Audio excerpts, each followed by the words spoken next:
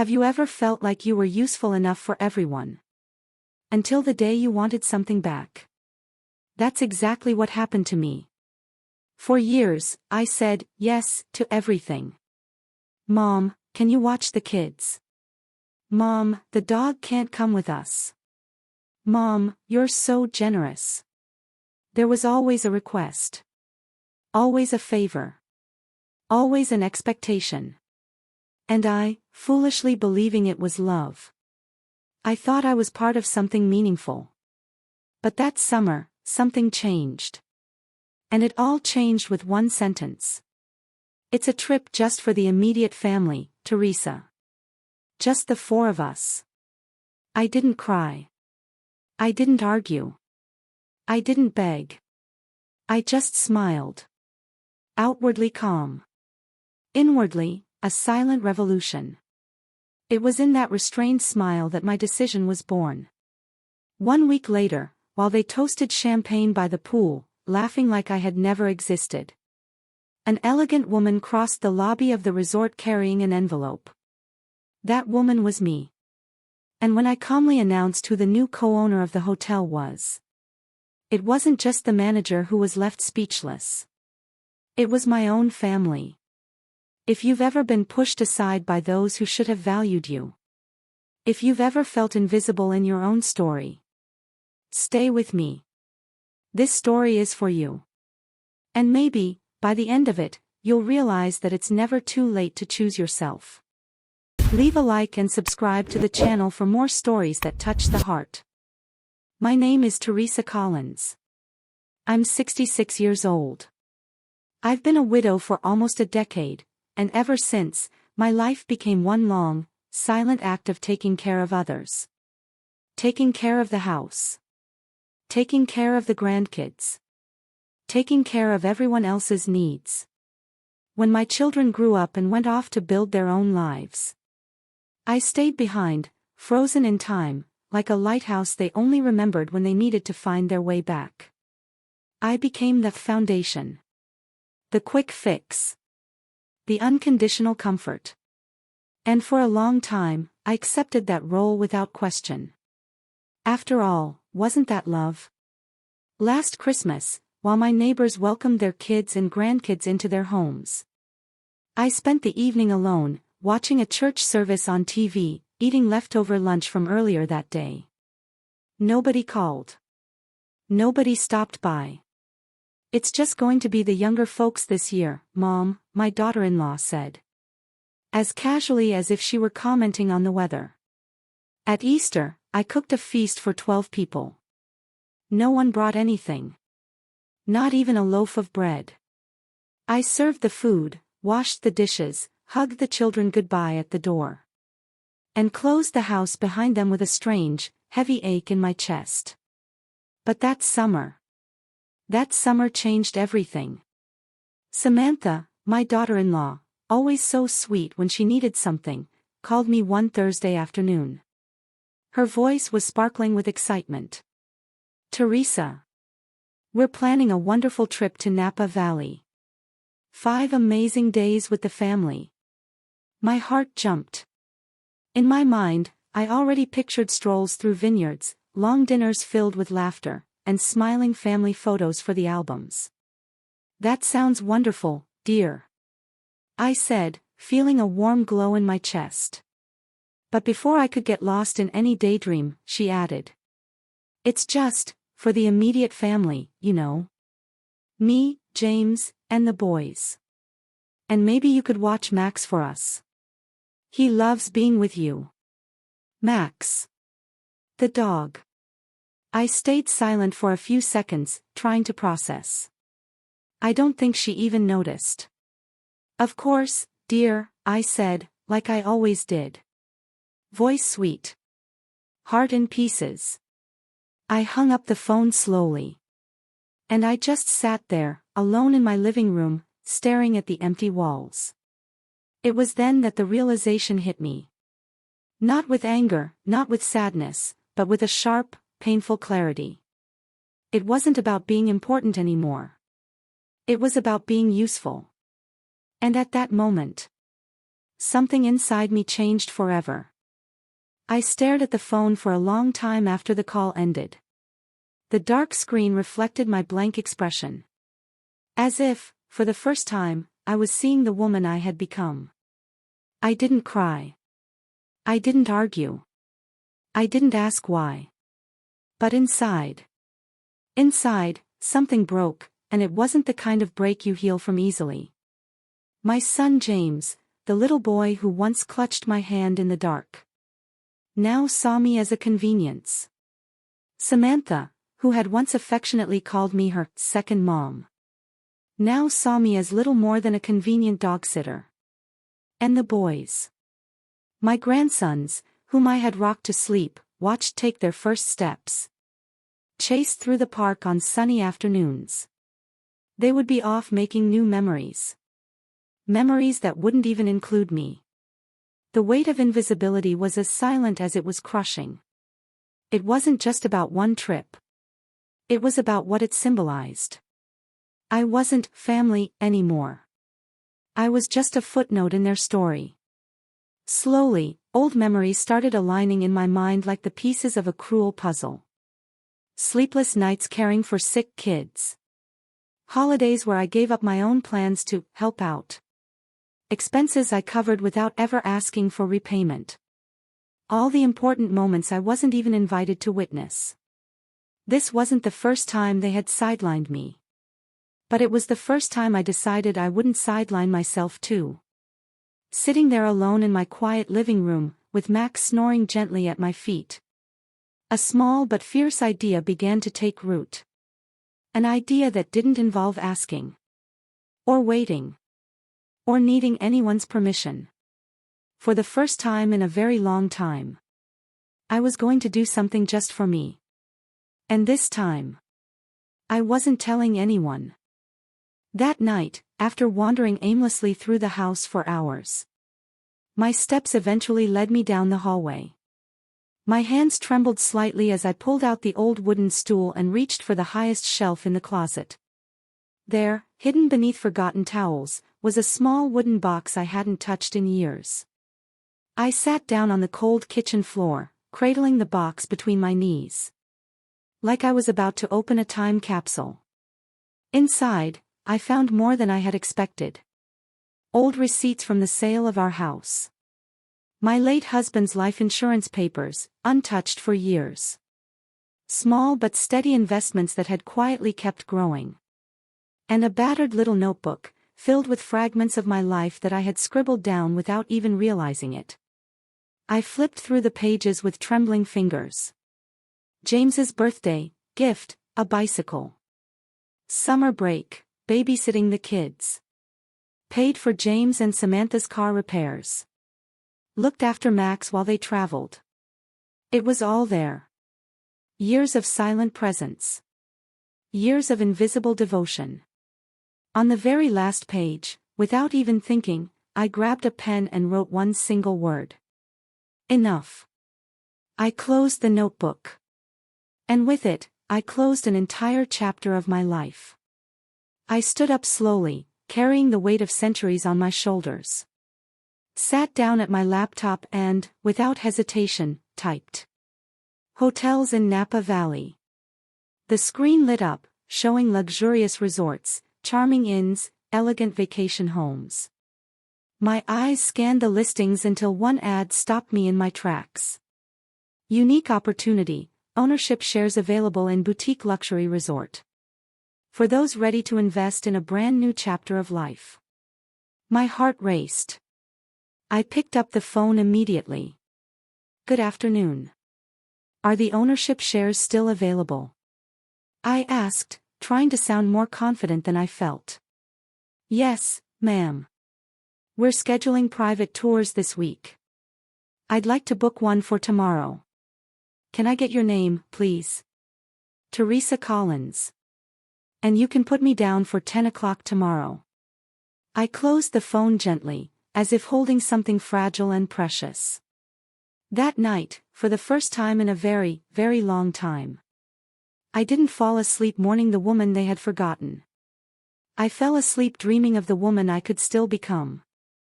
The next morning, I put on my best navy blue cotton dress. Slipped into my leather shoes, the ones I kept tucked away for special occasions. And added a soft touch of lipstick, just to remind myself that I still knew how to get ready for me. I drove down the sun-drenched roads toward Napa Valley.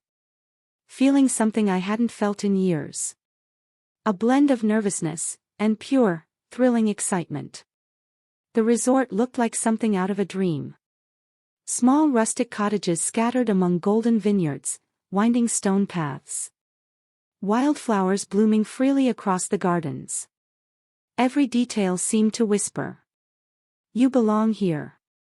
I was greeted by a polished woman named Marissa, the resort's investment manager. "Mrs. Collins, it's a pleasure to have you with us. Come, let me show you around." We toured the rooms, the glass-walled restaurant. The wellness center offering sunrise yoga classes overlooking the vineyards. With every step, my heart seemed to expand a little more. It was beautiful. It was warm. It was my beginning.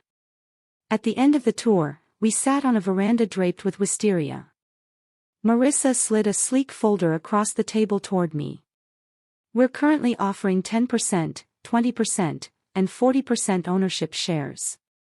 With a 30% share, you'd have priority access and a say in major decisions regarding the resort." "And the cost?" I asked, already knowing I was about to make a leap I could never undo. She named the amount. It was high. High enough to make my stomach flutter. But not higher than the value of the woman I wanted to become again. I signed the paperwork right there. No consulting anyone. No asking for permission. Marissa smiled warmly and shook my hand firmly. "Welcome to your new home, Mrs. Collins." On the drive back, everything looked brighter. The vineyards more golden, the mountains more alive. But not everything was smooth. 2 days later, I sat in front of my bank manager to release the funds. She frowned slightly, tapping her pen against the screen. "Mrs. Collins, with all due respect, are you absolutely sure you want to move this much money?" I smiled without hesitation. "I'm more sure of this than I've been about anything in a long, long time." She pressed further. "It's a significant amount. Are you sure you don't want a little more time to think it over?" I leaned back, my voice steady. "I've spent a lifetime thinking about everyone else's needs. Now, it's my turn." I signed the final documents with a certainty that surprised even myself. Later that evening, my brother called, practically shouting through the phone. "Teresa. I heard you're investing in a hotel, alone. Are you out of your mind?" I laughed softly, almost tenderly. "It's not crazy. It's brave. And I have never been more conscious of what I'm doing." The truth. Fear still lived inside me. It whispered that I was too old, too fragile, too foolish. But another voice, one I hadn't heard in years, was growing louder inside me. The voice of the woman I had once been. And she whispered just one word. "Go." 2 days before the immediate family-only trip, I drove through the gates of the resort. Not as a guest. Not as a visitor. But as an owner. As someone who, for the first time in a very long time, had chosen to belong to herself. My room, named Camellia, was an invitation to peace. Sheer curtains floated in the breeze, the bed was layered with soft linen quilts. And from the balcony, I could see a golden sea of vineyards hugging the horizon. That first night, I left the window open. I lay in bed, listening to nothing but the wind, the crickets. And the distant murmur of a stream. No television. No clocks. No obligations. I slept like someone finally coming home. Not to a place, but to herself. The next morning, I went down for breakfast and chose a table by the glass wall, sitting alone. That's when I met Evelyn. Her hair was silver, pinned up in a loose bun. Her eyes alive with mischief, her laugh contagious. "First time here?" she asked with a smile. "First of many, I hope," I replied, feeling something start to bloom inside me. We talked for hours. Evelyn had been a renowned chef in San Francisco, now retired for 5 years. Dedicating her life to hosting secret dinners for women starting over. The next day, I met Lillian. An artist. Fiery red hair, stubborn freckles, a spirit as wild as the vineyards themselves. She organized creative retreats at the resort, helping women reconnect with their own stories through art. I joined a painting workshop, even though my hands had long forgotten how to create. I attended a wine tasting, even though I couldn't tell a Merlot from a Pinot. I danced at a live music night, even though my feet stumbled at first. And with every small step, something inside me began to reignite. I wasn't just useful anymore. I was interesting. I was fun. I was alive. The days at the resort seemed to wash away years of exhaustion and invisibility. Until, one Saturday afternoon, as I was adding bold, uncertain strokes to a canvas. The receptionist approached me quietly. "Mrs. Collins, your family just checked in." My paintbrush froze midair. For a fleeting moment, the old instinct to shrink, to hide, clutched at me. But I looked at the blank canvas in front of me. A chaotic splash of colors still searching for their shape. And smiled. I was still painting myself. And this time, I would choose my own colors. I asked the receptionist to send a bottle of chilled white wine to my room. That evening, I sat on the restaurant's veranda with Evelyn and Lillian, watching from a distance. Samantha posed for selfies by the pool. James stared into his phone, answering emails. The boys ran wild across the lawn. They didn't see me. They didn't even imagine I was there. But it didn't matter. Because, for the first time, I truly saw myself. And the next day, I would do something they would never forget. It was Friday evening. The Napa Valley sky looked like a painting, brushed in shades of gold, orange, and deep violet. The scent of lavender and fresh bread drifted from the resort's kitchen, blending with the soft strumming of live guitars on the terrace. The sunset dinner was the most anticipated event of the week. Tables glowing with candlelight, wine glasses sparkling, laughter echoing among tourists and investors. I took my time getting ready. I borrowed a light blue silk dress from Lillian, one that hugged my figure elegantly. I pinned my hair into a low bun, leaving a few strands loose on purpose. A swipe of deep berry lipstick, pearl earrings. And a delicate bracelet that had once belonged to my mother. When I looked in the mirror, I smiled. It wasn't a disguise. It was the woman I had always been, the one I had tucked away for far too long. I descended slowly toward the terrace, where the evening buzzed with life. My steps were steady. My presence, quiet, but commanding. Samantha, of course, was at the center of it all, laughing too loudly, showing something on her phone to James, snapping photos for social media. None of them noticed me walk in. Then Marissa, the resort manager, stepped up to the small stage and tapped the microphone. "Good evening, everyone," she said warmly. "We have a very special announcement tonight. We're thrilled to welcome a new investor into our boutique resort family." Curious faces turned toward the stage. Please join me in welcoming Mrs. Teresa Collins. Time seemed to freeze. I could feel dozens of eyes on me. Including theirs. Samantha's. James's. Even the boys. I walked up the steps slowly, deliberately. The kind of slow, steady walk of someone who knows exactly how much they belong. I took the microphone and drew a deep, even breath. My voice, when it came, was calm. Strong. Not asking for space, claiming it. "Good evening. My name is Teresa Collins. And it's an immense pleasure to be part of a place that, more than an investment, has become the beginning of a brand new chapter in my life. I paused and looked directly at them. Samantha sat stiffly, her fake smile frozen in place. James ran a nervous hand over the back of his neck. I continued. For many years, I was the invisible pillar holding up a family I loved with all my heart. I cared. I supported. I stayed silent. I shelved my own dreams, believing, foolishly, that one day, they might see me as more than just a resource. My voice didn't waver.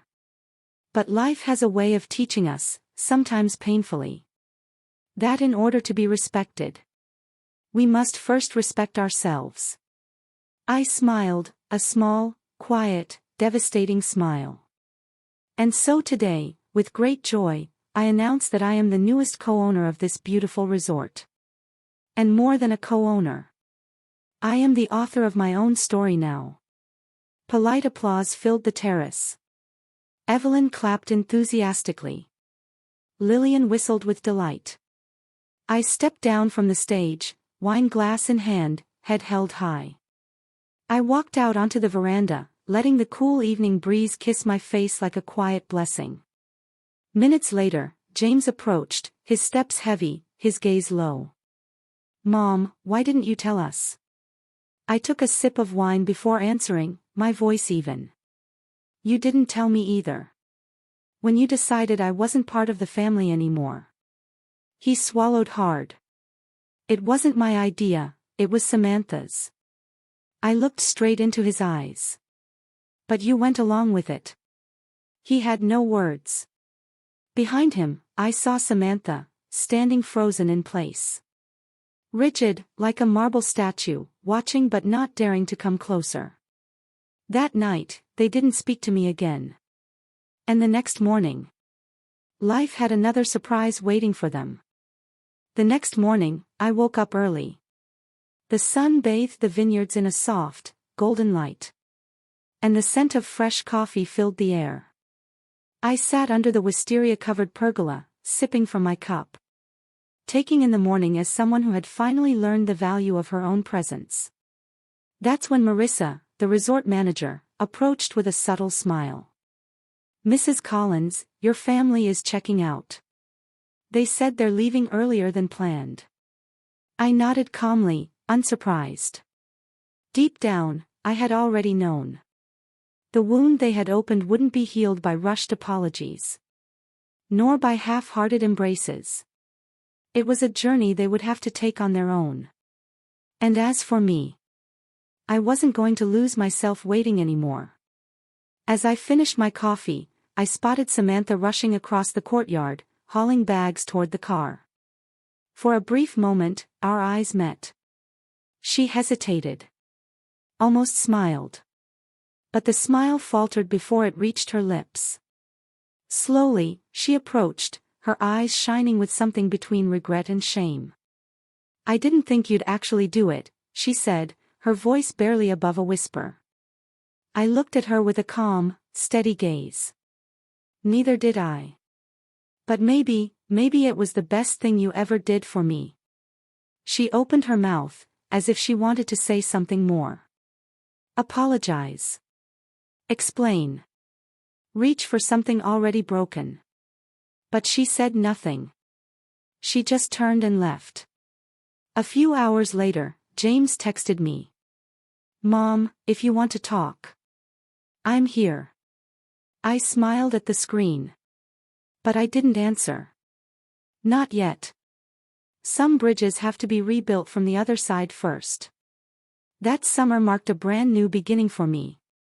Shortly after, I started helping manage the resort's wellness area, organizing events designed for women over 50. Events of healing, of rebirth. Together with Evelyn and Lillian, we created a circle called Starting Over at 60.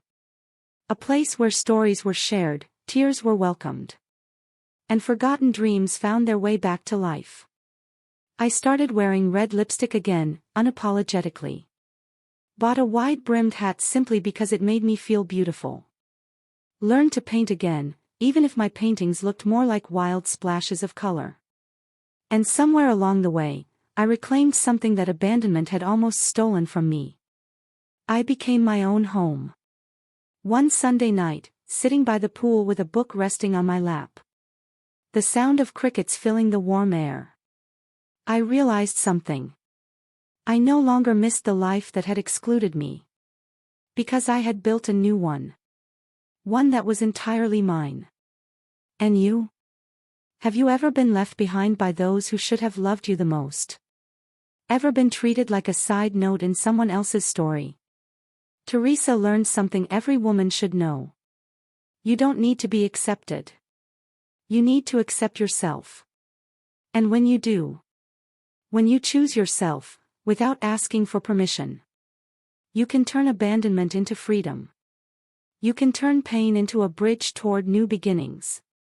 Because it's never, never, too late to start over. If this story touched your heart, leave a like, it really helps our channel grow.